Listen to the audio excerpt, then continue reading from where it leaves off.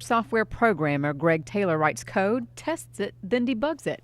He likes his job and studied hard to complete several degrees, all from the confines of a state prison. Starting with industrial electricity, motors and controls. Greg says he had plenty of time to study. For nearly 17 years, he lived behind bars for a crime he didn't commit. In the beginning, I was bitter. In the beginning, I was angry, and I would go to visit, and then I would leave visit, and my family would be worse off than when they got there, and I started to really, regret that. In 1993, a jury convicted him of killing Jaquetta Thomas, despite no physical evidence linking Greg to the crime. Because I was falsely arrested, and because I was falsely convicted, I lost control of my own fate. Whatever decision I had about my future was tied up. Who knows how my life would have turned out? I'll never know. The hours turned into days, months, then years, and added up to missed opportunities. He was denied the chance to watch his daughter grow up. I have a daughter that was 9 years old when I went in, and to miss her whole life, so that when I get out, she's 26 years old with her whole family.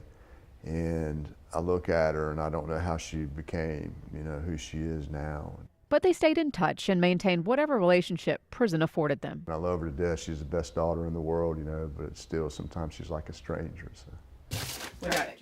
While Greg maintained the status quo on the inside, something happened on the outside that would save his life. He should never have been convicted in the first place.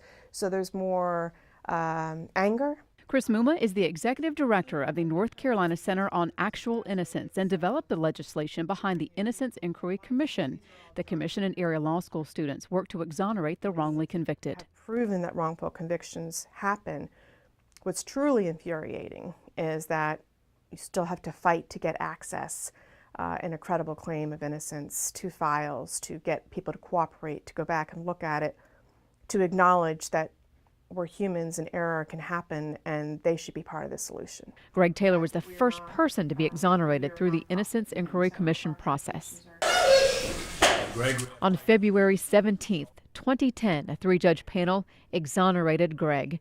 And in his eyes, Chris is more like an angel than his attorney. There's not a day that goes by that I don't think of, of what she's done. And there's not a day that goes by that I'm not thankful. But for 17 years, someone told Greg when to sleep, eat, work, and how to act. So when we asked about his future, no answers came to mind. Parts of the mental process, that don't really get used while you're in prison.